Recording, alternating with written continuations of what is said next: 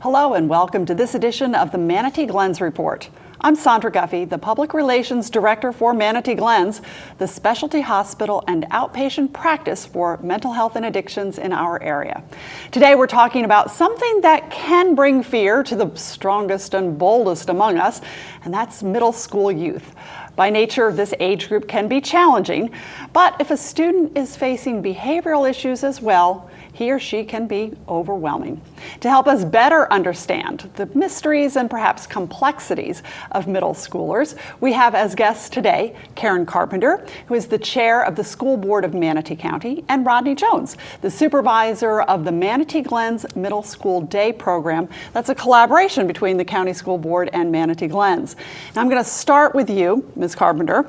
Let's talk a little bit about middle school. Tell me a little bit about the status of middle school right now in Manatee County. Well, middle school, like all of our schools, have many wonderful things and good learning experiences going on. We have expanded some of our career academies down to the middle schools that have traditionally been in the high schools, and this gives students at this very formative age of figuring out whether they're adults or still children. Those are part of the challenges. And those of us who've been teachers and parents and grandparents know that it's our job to navigate, help children navigate to successful adulthood. The middle schools have these career academies where students can learn about what's going on in the community, what's going on in the business, so that they can start focusing on the future.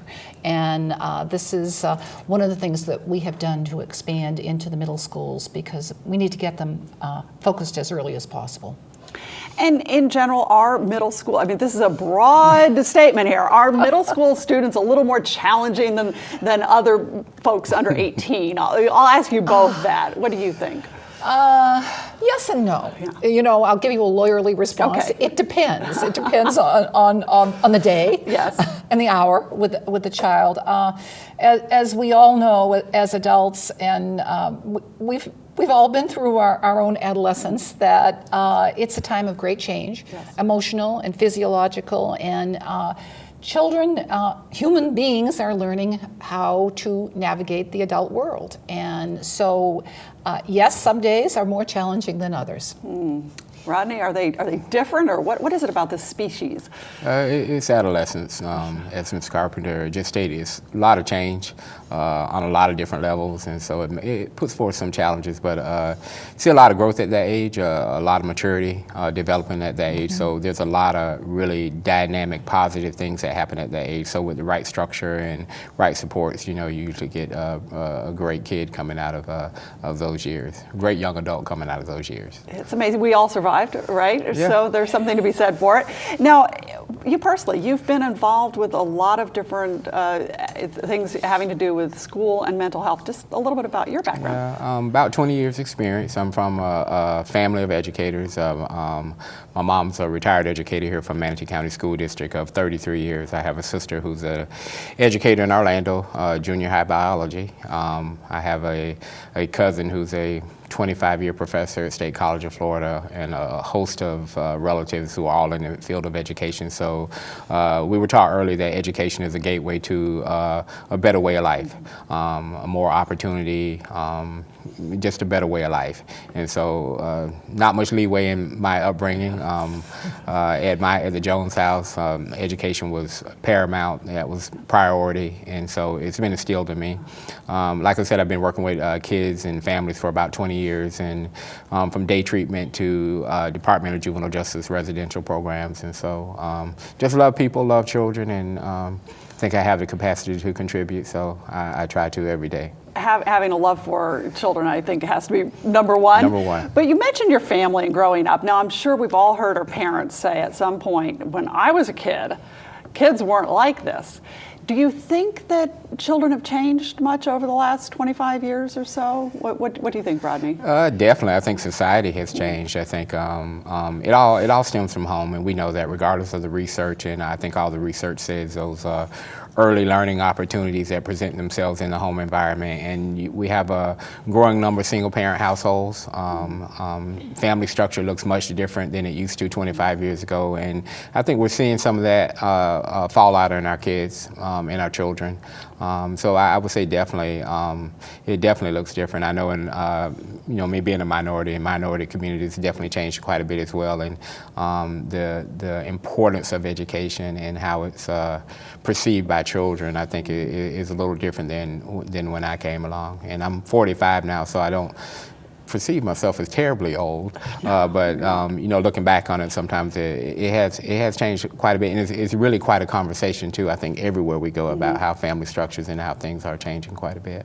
And what do you see from your background and your experience? Well, I think there's a real struggle for family to maintain its influence over the child as the child grows to adulthood because of the influences of society. Very much. Very much. The community has an incredibly strong influence. The peer pressure. We live in a very fast-paced, materialistic culture. Some of the ads and texting and iPhones, and those are all pressures on young people, and that I'm old enough to be your mother because I have a 45-year-old daughter. I didn't really have growing up. My daughters had some of that extreme pressure of materialism, but I think and the media, the mass media, is really, it's an onslaught on young people, and it's changed our mores and our values and our culture, not always for the better and mostly for the worse. And this is where Manatee Glens steps in when a child has maybe a problem dealing with that. Is that how you would say, when does a child or the parent come to Manatee Glens? How does that process happen? When they've tried a myriad of things to try to make things better, and they're feeling that they need support. And as it relates to the actual middle school, we get referrals in several different ways, either through the school district, our partners at the school district, either our own services at Manatee Glens, and then someone can self-refer if they know about the program. A parent could self-refer their child to the program. And then once we get that referral, we collaborate with our partners at the school district. They check the potential student out. They contact the schools, they pull behavior reports, they dig in and see what the issues are. They make sure that all the possible interventions at the school district level have been exhausted. So usually what we get is are the kids, I call them our big personality kids, where they just don't quite fit into the classroom, and they've not only created a problem for themselves, but they've created a problem for the teaching environment as well. So now you're impacting the other students' ability to learn. So that's how they usually come our way. I think that's interesting that this is a collaboration with the school board. Oh, We're not beautiful. Something on the side. What you have here is something that works directly with the school. The students follow the school curriculum as well? We are a Manatee County School District school. We have a beautiful relationship with the school district. Actually, the middle school is in its second year, but we have an elementary school program as well that has been around almost 20 years with beautiful results. And so it's a beautiful partnership with the school district. So we are a Manatee County School District school, following the core curriculum, expectations of conduct, everything. We're a Manatee County School District school. From your perspective then as the school board chair, what do you see as the value of having a program like this? Well, it's an essential value. I mean, we can't, in our day-to-day schools and classrooms, take care of all the needs of all the 45,000 children. I mean, that is an awesome number. And there are going to be some who are experiencing more severe adolescent, what we used to call adolescent rebellion, Yes. that do need some special services. And so we're very grateful to Manatee Glens for not only having this middle school program, but also the elementary program, because it's difficult both for the teachers and for the parents to figure out the resources. So the fact that we are collaborating makes for a seamless system here. Thank you. Now, these students are not learning disability. Explain to me what's going on with these students when they come to Manatee Glens. They come to Manatee Glens, we go through a really thorough intake process where they have psych evals, and we thoroughly vet their history and pull as much information to the table as we possibly can to serve. We form a treatment plan. Treatment plan starts day one. We do that with a collaboration between our partners at the school district and the information that they have, parents, family members, whoever will be associated with the treatment of that child. And we start work. Discharge planning also starts day one, so you get two things going at the same time. We're already looking to where they may possibly be placed and what type of services they may need for support leaving our program. And did I answer that question? Well, you did in some ways, but Okay. let me dig a little bit deeper Okay. here. What is happening with the student themselves? What are they doing? How okay, I are they got you. acting that you would say, oh, I Yeah, need there's a mental-" lot going on, a lot of both behavioral and mental health issues. Some of our kids that we receive, they have never had any type of treatment whatsoever. There's been no medication management, there's been no counseling. So they're presenting like pretty big behaviors in the classroom, a lot of oppositional defiance, really disruptive. There's physical and verbal aggressions to a point where the teacher who's assigned to that responsibility just cannot manage that environment with that student in. So they come to us, and what we do is we try to get them stable, and we do that, like I said, with some of the processes that I just stated, a very, very good psych eval. They come in, there's immediate counseling with the family to see what those presenting issues are at home. So we're really trying to when we develop that treatment plan, it's really taking not only a look at the student at a school-based level, but also how they're performing at home and also in the community as well. And so we set up services around those initial conversations in the history with that treatment plan to address those issues not only at school, but at home in the community as well. Because usually, I would say the majority of the time, if they're having problems in school, there's probably some smoke and a little fire in other places as well. So we try to address those as well. Now, that could scare a parent. They hear mental health, psych eval, uh-oh, not my kid. I don't want to find out, or I don't want to know that my child has some kind of psychological problem. How do you deal with that, and maybe smooth that over and explain what we're saying here? Yeah, I think the parents, when they come, they're looking for answers. Their children aren't doing well in school. They're very supportive of our efforts. So that dysfunction can come from a lot of different places. There could be some history of trauma in the past. It could be environmental issues. It could be just needing a medication to stabilize the mood. So some of the kids may come in with very hyperactive, that there again can be addressed with a medication and some skill building as far as coping and anger management skills, and those are some of the things that we do. So usually the stigma, and we have to be honest, there's still some stigma, and it's a shame, but there's still some stigma associated with mental health, and so we try to dispel those immediately, and we treat for symptoms. If there is a condition, we treat for the symptoms, and we address those symptoms and get the students stabilized and try to get them back to a traditional learning environment as quickly as possible. And how does this relate back to the school? Obviously, a teacher in a traditional classroom doesn't have time to do this. Is that a major issue here? Well, that's correct, but I'd like to expand a little bit on the issue of destigmatizing mental health. Excellent. Please do. We've come a long way since Rosalind Carter focused on this as the president's wife. We have a ways to go, but every time we read in the paper about how a returning combat veteran commits suicide, that should alert us all to the fact that people need help at certain stages in their lives.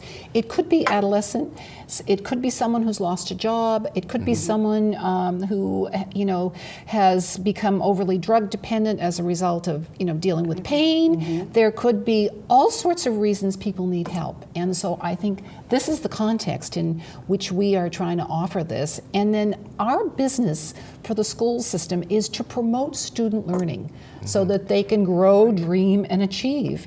And if they're having a bump in the road somewhere along the line, we need the help of Manatee Glens to keep them on track and to help them. And so it isn't just the school district's job, it's the whole community's job, and all of us as parents, adults, grandparents, former teachers, you know, and you're all of those. I'm all of those, and I will have to say I've taught middle school and found them absolutely amazingly charming and wonderful to work with, but they could also be, like my own daughters when they were teenagers, royal pains. So, but we all stay with them until they get stabilized and functioning properly. I think Rodney said, you know, it's never a dull moment. Never a dull moment. When you're working with middle school kids, every day is new, isn't it? Every day is very exciting. Not everybody can say that about their job. So every day is new and exciting.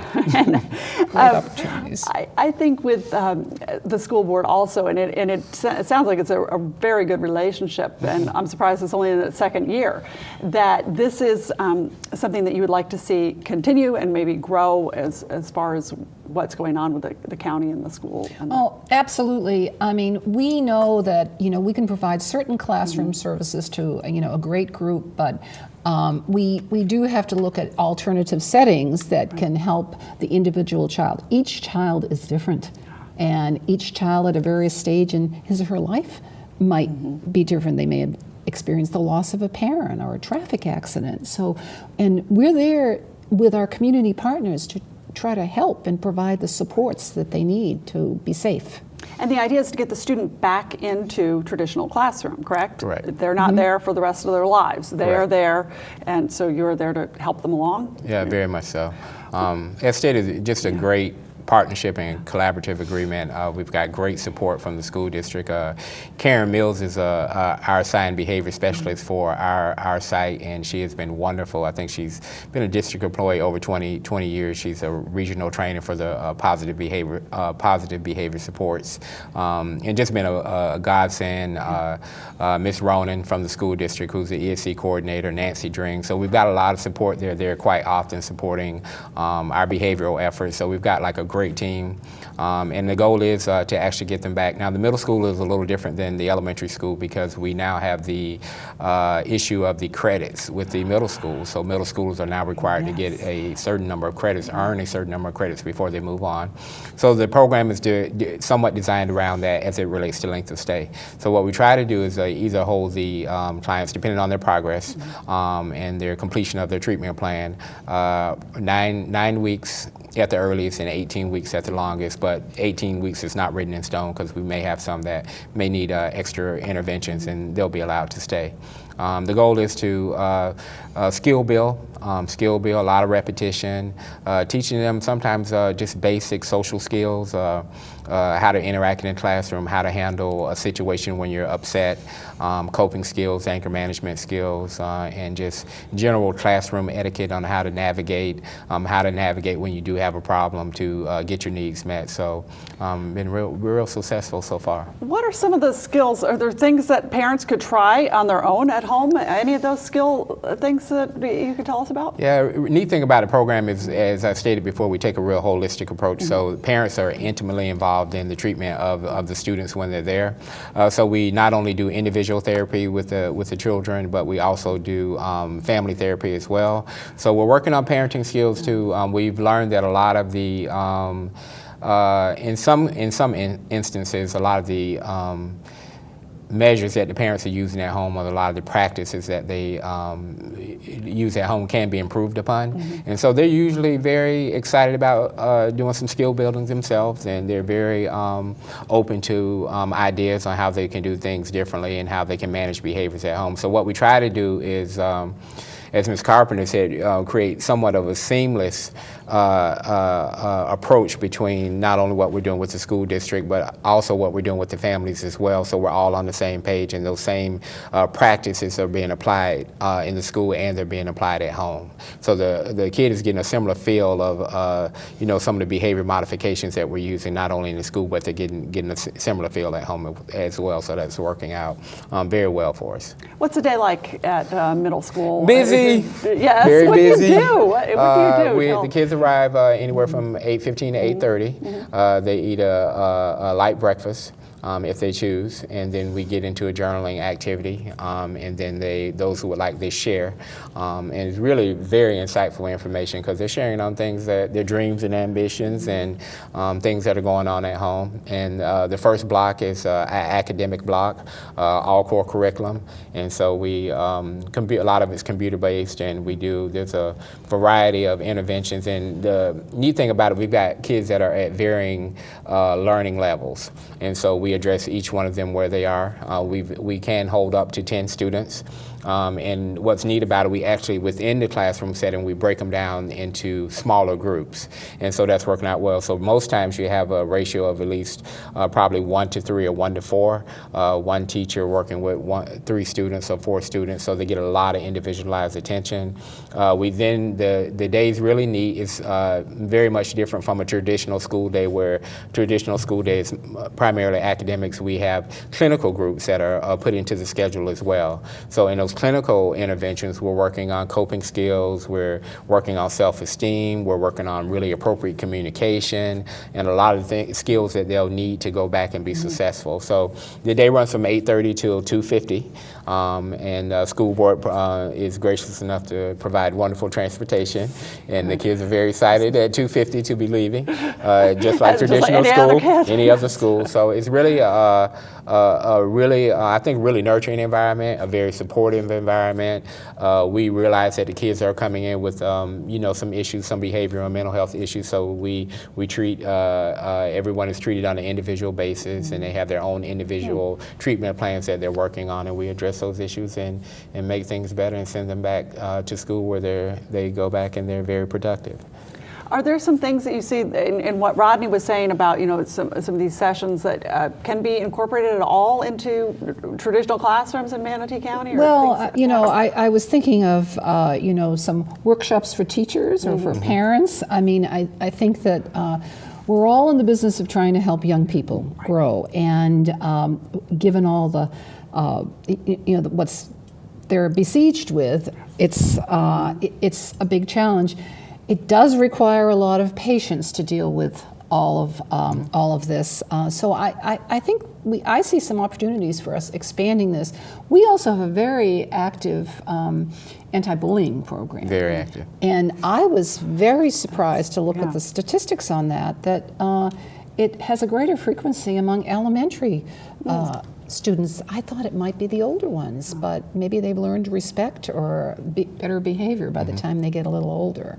So, yeah, we're very happy with that anti-bullying program. That's very important. Extremely important. And you touched on the idea of the texting and their computer use and all the online community. Do you try to limit that? Do you see that as something that maybe parents in the schools should step in and watch with kids? I'll ask you both this. What's your opinion on that? Well, one of the things I've done in my long career is child abuse prevention, and we always, because of the online predators, and the statistics are that at any one point in time there are 50,000 trolling the internet looking for vulnerable young people and trying to befriend them.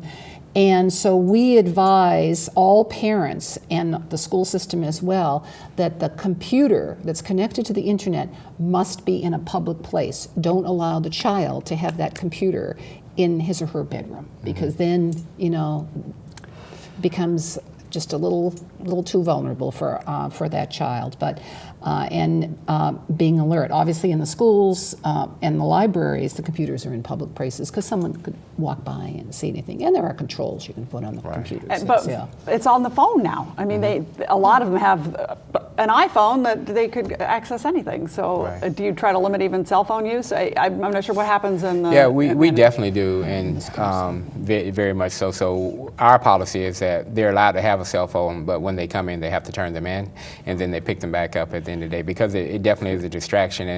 And to Ms. Carpenter's point, I think what's going to be very interesting going forward, I think over the next several years, is when all the research starts coming out about social media.